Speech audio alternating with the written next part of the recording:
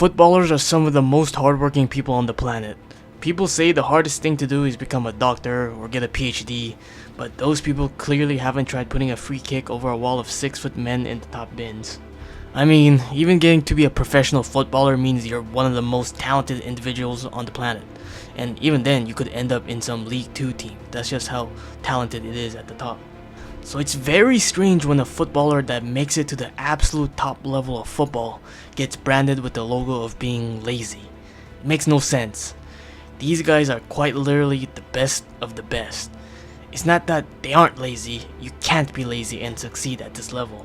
And this makes even less sense when you talk about someone who's a certified legend of the game. But that was the fate of the Bulgarian beast we mortals know as Dimitar Berbatov. Now, for some of the younger fans who have only seen and heard about Berbatov in the best of terms, you might be a little confused. After all, how could someone who scores those kinds of goals for a club like Manchester United ever have been considered lazy? And funnily enough, you're right. Because Berbatov was a mastermind of football, and sometimes the smartest people come across as lazy to those who don't understand what they do best, as he said himself, yes, I was a genius, but I was never lazy. But what was so effective about Berbatov that he called himself a genius so easily?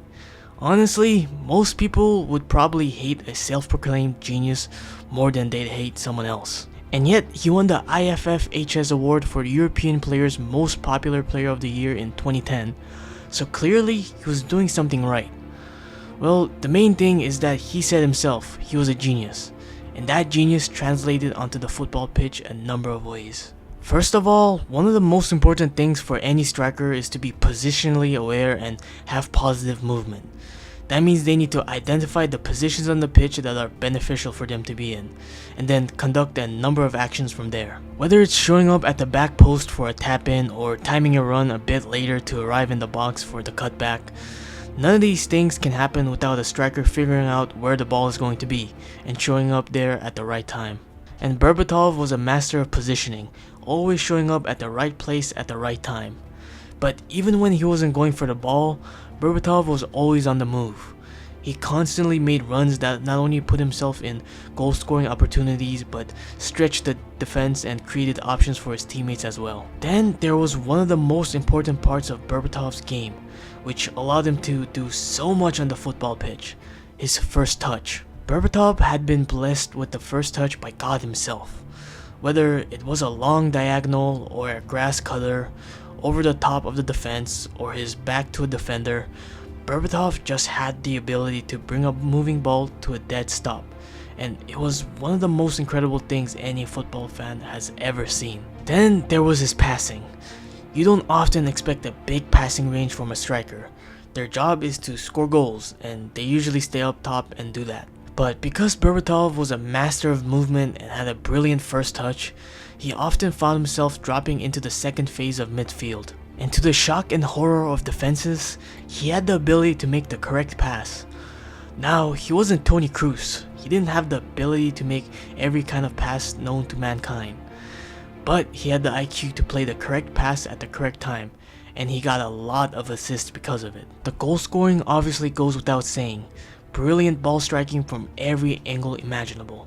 Headers, volleys, acrobatic goals, and with both feet, this guy had everything in his locker. But the real thing that set Berbatov apart from the rest of the strikers at his time was the sauce. This man was one of the most entertaining strikers to ever grace the game.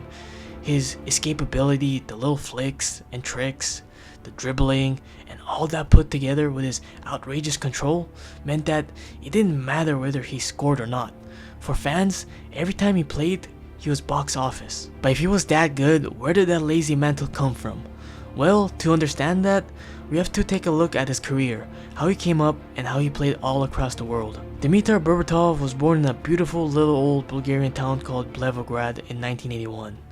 I say little because it only has a population of 70,000 today, which is less than Old Trafford, a stadium Berbatov would grow up to dominate. And right from the get-go, Berbatov had a bit of an edge. You see, both of his parents were professional athletes. His mom was a professional handball player, and his dad was actually a footballer himself, playing for Pirin and CSKA Sofia, both Bulgarian clubs. Being raised by athletes give you an advantage that your regular old 9 to 5 folks just don't have. But being raised by those athletes wasn't the cakewalk that you would immediately think. A premier footballer today makes generational wealth by the end of their careers. But this was 1981, and Berbatov's parents were athletes in communist Bulgaria. To put it simply, there wasn't a lot of money to go around in the Berbatov household. After their careers, both his parents took up jobs to support the family. His dad started working in a tobacco factory, and his mom started working as a nurse. By this time, young Dimitar had inherited the love of football from his dad. He idolized Michael van Basten, which is an influence that was clear on his game. But another more surprising influence that was none other than Smokey himself, Alan Shearer.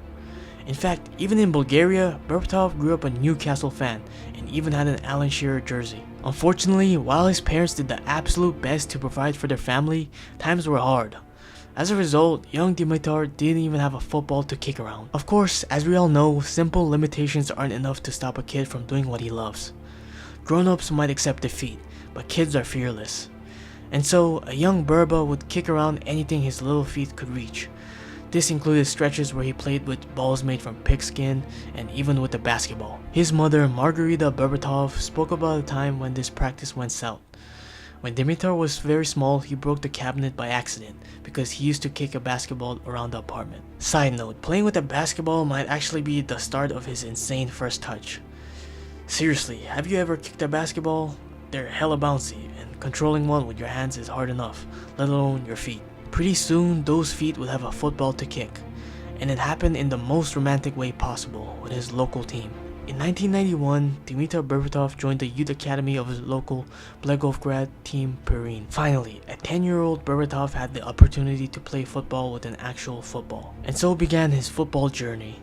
This wasn't a highly touted academy or anything like that. It was literally just his local football club, which was in a small town in communist Bulgaria in the 1990s. But Berbatov was a kid who loved football. For him, he was just happy to have a platform to play, saying, "This is where it all started for me. This is where I fell in love with football, in my hometown of Blagovgrad with my team Pirin. I was playing football everywhere, on the streets, in the school, at the front of our apartment block. When I was actually not playing, I was playing it in my head." Berbatov was with Pirin for 7 years, and during that time, the Bulgarian left quite the mark for the Pirin reserves. He netted the ball 77 times in 92 appearances. And looking at the goal catalog, there's all sorts of goals. Headers, tap-ins, curlers with both feet. Even at a young age, this kid was already showing the kind of goal-scoring range that he idolized Alan Shearer for. At just the age of 17, his talents were spotted by the coach of CSKA Sofia. This move was also pretty romantic, to the point where it starts to feel like a bit of a fairy tale. First off, the coach that spotted him shared his first name. His name was Dimitar Berbatov. But what made it even sweeter was the fact that CSKA Sofia was the club that his dad played for. In the 1998 season, Berbatov didn't get to see the pitch, but that used to be pretty normal for a 17-year-old youngster, until the likes of Bellingham, Pedri, and Lamine Yamal made teenage superstars a thing. Still, he ended up with the Bulgarian Cup for his troubles. And the fairy tale kept going from there, because he would get his debut in September of the 1999 season against none other than Newcastle United. CSKA Sofia lost that match, but it's hard to imagine that a young Berbatov was too disappointed. After all, he just played his boyhood team and shared the pitch with the player that he grew up idolizing. That had to be a pretty sweet moment. This also was the season Berbatov broke out, scoring 14 goals in 27 league matches. For some godforsaken reason, the only clip I can find from his team at CSKA Sofia is this absolutely hilarious miss. But for people who understand the game, they knew he didn't just miss a chance. By the looks of it, he dribbled past a player to get to this position. Even as a rising young star in his first season, and even as he missed this ridiculous chance, Berbatov was showing flashes of the player he would become. The crowning performance of his rookie season will come in the UEFA Cup. There, an 18-year-old Berbatov banged 5 goals in a single UEFA Cup match against a Moldovan team. 5 goals in a European match at age 18. The young man had star written all over him, and to this day, he is still the only Bulgarian to score 5 in a European competition. His performances obviously caught the attention of clubs across Europe, and he nearly signed for Italian side Lecce in June of 2000. He even completed the medical, but the deal fell through at the last minute. But Berbatov wasn't bothered, and he started the 2000 season right where he left off, bagging 9 goals in 11 games in the first half of the season. That return was enough for a club to come calling, and they came calling from Germany. In January 2001, Berbatov had 2 life milestones. He turned 19 years old and he joined Bayern Leverkusen for 1.3 million euros. I'd say that's pretty good month for a young adult to have. He made his team debut in a preseason friendly against DC United. Berbatov, being who he is, scored a hat-trick in that game. The playing time he got that season, however, was not indicative of his talent. He made his debut as a substitute against FC Köln, coming on for then first-choice striker Ulf Kirsten. He continued to be a substitute that season, making only 6 appearances, failing to score in any of them. This time was troubling for Berbo. He wasn't getting playing time and he wasn't doing so well in training. He was alone during this time as well. Just imagine being 19 in a foreign country with the weight of performing on your shoulders. The pressure must have been unimaginable. But Berbatov says this was a necessary part of his football journey, and he did what every great person has to do. He pushed through it. He would go on to say, "I had to do a lot of things myself, but that's the only way you can grow up. That time was extremely important for my development. I arrived as a boy and developed into a man at Leverkusen. That's why I still have a sense of home about this city and this club." But this was just his development season. Leverkusen was about to see something they'd remember for the rest of their days. The 2001 season was incredibly memorable for Berbatov and Leverkusen. For Berbatov, it was a very good breakout season. He scored 16 goals and provided 1 assist in 41 games. He scored 6 times in 6 DFB Pokal appearances and bagged 2 goals in the Champions League as well. But the highlight of his season came in the Champions League quarterfinal, where Berbatov scored against the English juggernauts Liverpool in a 4-2 win. This wouldn't be the last time he scored against Liverpool, but we'll get to that later. Leverkusen meanwhile had one of the best and at the same time one of the most heartbreaking seasons, not just in their history but in footballing history. You see, Leverkusen were good this year. Really good. They were involved in a season-long title race with Borussia Dortmund, were participants in the DFB Pokal final, and even made it all the way to the Champions League final. You'd think that with all that success, they would have won something, right? Well, no. To give you a quick rundown, they lost 4-2 to Schalke in the DFB Pokal final, and were sent packing by Real Madrid in the Champions League final, courtesy of that Zidane volley. But the biggest heartbreak was in the Bundesliga. Leverkusen led second place Dortmund by 5 points with just 3 games to go. They proceeded to lose the next 2 games, while Dortmund won their next 2. Leverkusen won the last game of the season, but a 75th minute winner on the last day gave Dortmund the Bundesliga title, meaning Leverkusen lost the title by 1 point. Still, for Berbatov, this was just the beginning of his prowess as a striker. The next season, in 2002, he became the first choice striker for Leverkusen. While he didn't have a very impressive statistical season, his playmaking and street ball style mesmerized fans and critics alike. And it's not like it was all bad. In fact, he had one of the most important moments of his career, a goal in the Champions League against Manchester United. And starting from the next season, Berbo showed everyone he was the real deal. In back-to-back seasons in the Bundesliga, he absolutely terrorized defenses. His playmaking was fully refined and his movement had caught up to the Bundesliga defenses, and they had absolutely no answer for him. The 2003 season saw him back in 16 goals and 9 assists in 33 Bundesliga games. This was when everyone realized that this guy isn't just a goal scorer, he's a top tier creator as well. The following season called for more goals, and so Berbatov obliged, scoring 20 goals and providing 5 assists in 33 games. But the 2004 season was Berbatov's Bundesliga magnum opus. In 34 games, this monster not only scored 21 goals, his most ever in a season, but also provided 9 assists, which also tied his most ever in a season. I don't have to explain why 30 goals and assists in 34 games is elite. Those are some FIFA numbers right there. And he did it all the Berbatov way. Fluid off the ball movement, skills and tricks so disgusting they make you want to throw up, brilliant ball striking, and a first touch that just left defenders hypnotized. The media loved him and the Leverkusen fans loved him even more. His teammates were aware they were playing with a special player. As Rudiger Volborn said, "Berbo was the best striker I knew. It was just great fun to see how he played with the ball and how he moved. With a season like that, Berbatov had done all he could in Germany.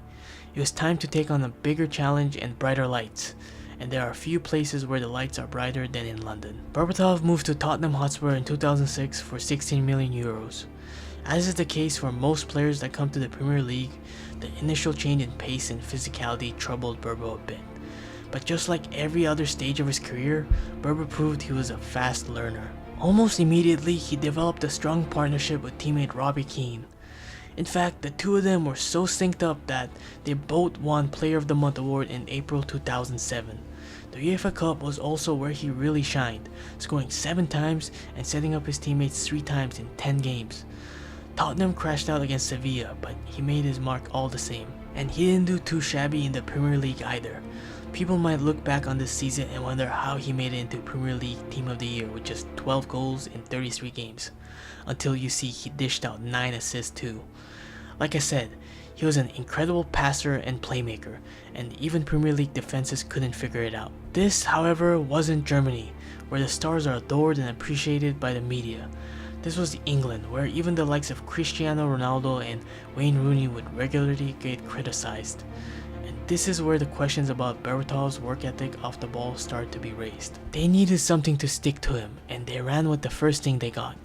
Ironically, even though his movement was one of the best traits of his game, the media and rival fans said he didn't move enough off the ball. We knew that this was just Berbatov conserving his energy for the perfect moments.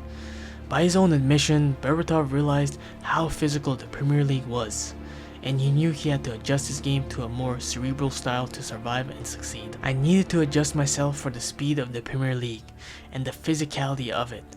I saw players I had never seen in the Bundesliga, like bodybuilders, and I was thinking, what is going on? I knew I needed to use my brain even more. It was a challenge. What people called lazy was actually him adjusting to a new league. And Berbo proved his first season wasn't a fluke by somehow having an even better season in the 2007 season. He was as prolific as ever in the UEFA Cup, scoring 5 and assisting twice in 8 games. And this season marked his first Premier League hat-trick, which was actually a flawless 4-goal performance in a 6-4 win over Reading. To this day, it's one of the most insane matches that has ever happened, and Berbo was literally half the reason for it. He also made it to the League Cup final against Chelsea, where Tottenham actually beat Chelsea to win. His Premier League season was even better, with 15 goals and 11 assists in 36 games. He missed out on the team of the season because Adebayor and Torres had phenomenal seasons, but he had cemented himself as one of the most premier strikers in the Premier League of football. And when you're one of the best at what you do, the best usually come calling for you. In 2008, Manchester United came calling for the Bulgarian beast, but it was far from a smooth transfer. You see, before the start of the 2008 season, Sir Alex Ferguson said to the newspapers that he expected to sign Berbatov. Now, this was problematic for all sorts of reasons. For one, you just don't talk about another club's star player like that. It's disrespectful. And secondly, saying something like that immediately disrupts the peace of the player and the club he's currently at. Tottenham didn't go down without a fight, submitting an official complaint to the Premier League, calling out Sir Alex Ferguson on his bullshit. Unfortunately, Sir Alex was untouchable at that point. What's worse is, the damage was done. With the bid coming in for Berbo, he played the first game of the season against Middlesbrough, but was benched for Chelsea and Sunderland games in August. And in August, he got his wish. Berbatov signed to United for £30.75 million. In his debut against Liverpool, Berbo showed the United faithful why he wasn't just your average striker, setting up Carlos Tevez for an assist in a 2-1 loss. He opened his United account with a brace in the Champions League, before bagging a brace in a 4-0 win against West Brom to mark his first league goals with United. He did miss a penalty in an FA Cup semi-final against Everton, but I mean, come on, everyone misses penalties here and there. He continued to have a good season, which included scoring against his former club Tottenham in an iconic 5-2 victory where United came back from 2-0 to ransack the North Londoners. Oh, this was also the season where Berba did that skill move, which we now call the Berbatov Spin. At the end of the season, Berbatov achieved his dream, became the first ever Bulgarian to win the Premier League. Yet somehow, even as he had 9 goals and 11 assists in the Premier League and scored 4 times in the Champions League, people were saying he had a bad season. Hell, the next season he scored 12 and provided 6 assists, and people were even saying he was going to be offloaded by United, an idea Sir Alex immediately killed. People were still calling Berbo lazy and things of that nature, but what they didn't realize was that they were missing the whole point. Because people were missing the point, for the first time in his career, Berbo was on the juggernaut, not a team chasing them. Being in a team surrounded by world-class players allowed Berbatov to unleash his skill and flair like he had never had before. It may not have shown up in his numbers, but it did show up in his play. His movement off the ball was perfect. His runs would open up space for his United teammates to attack. His passing constantly put his teammates in positions to score and do damage. And for the people that wanted numbers, those would follow soon. I mean, this is Dimitar Berbatov we're talking about. He scored a lot of goals. The 2009 season was by far his most prolific season for United and his most iconic. He kicked off the season by scoring in the Community Shield and in the opener against Newcastle, a game United cruised to a victory in. The very next month, in September, Berbatov grabbed his first ever United hat-trick. And since this is Dimitar Berbatov, a man whose entire footballing journey was something out of a movie, it came in a 3-2 win over their most bitter rivals, Liverpool. And trust me, the game was nothing short of a movie. It started off simple. Towards the end of the first half, Ryan Giggs swung a corner in, and Dimitar Berbatov scored a dumping header to give Manchester United the lead. From there, you can find the exact moment that Dimitar Berbatov carved his name into every Man United fan's heart. Because in the second half, Luis Nani's crossed the ball in, and Berbatov had the audacity to control the ball with his knee and score with an overhead kick off the bar. It is one of the most insane displays of control, finishing, and quick thinking you'll ever see on a football pitch. Unfortunately for United, their defense didn't do them any favors. They gave Liverpool both a penalty and a short-range free kick, both of which Steven Gerrard converted brilliantly. Liverpool thought they had salvaged the point.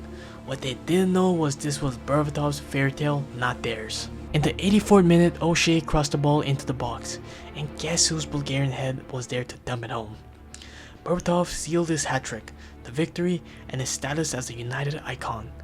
After all, he was the first United player to score a hat-trick against Liverpool in 64 years.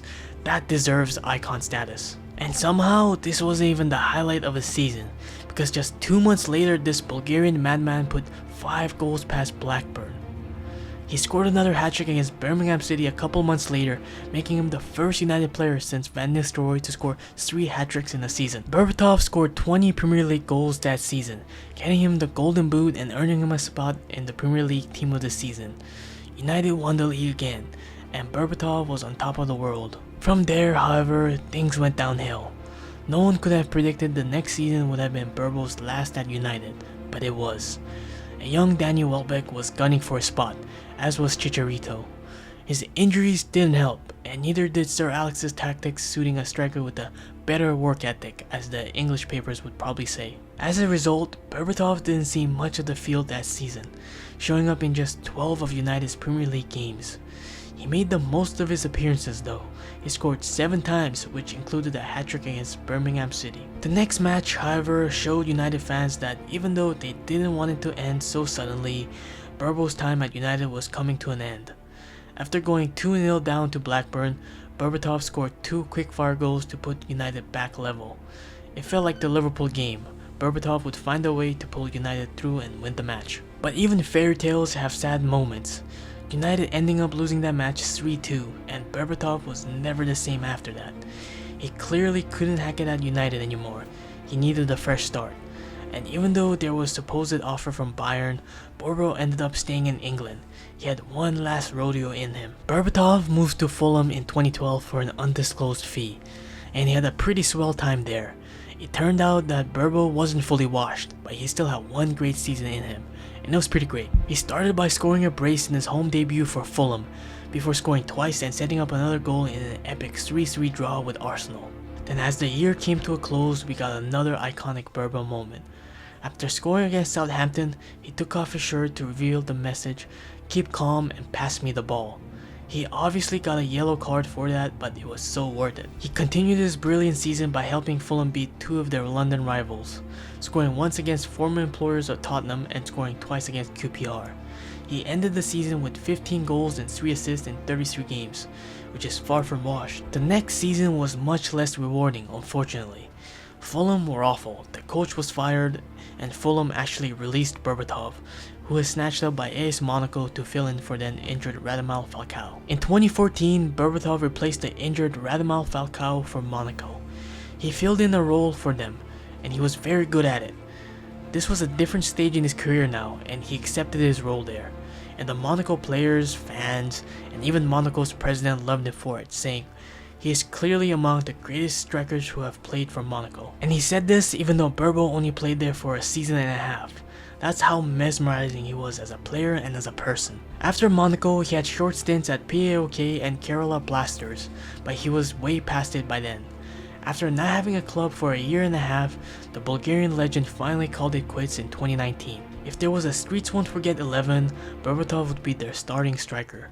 The way he played football was like music being manifested on a football pitch. It was smooth, silky, not a traditional 9 by any means, but much more effective than other 9s in his era. But beyond just the numbers, which are pretty damn impressive themselves, Berbatov was fun to watch. Kids tried to copy his goals and skills, and the whole generation of super skilled 9s who can pass like Harry Kane, Lewandowski, or dribble like Suarez would not have existed without the influence of Berbatov. He was a legend of the game and is one of the very few footballers that everyone seems to love. And even though there were questions about his work ethic throughout his career, no one will remember those. They'll only recall the moments that made him an icon.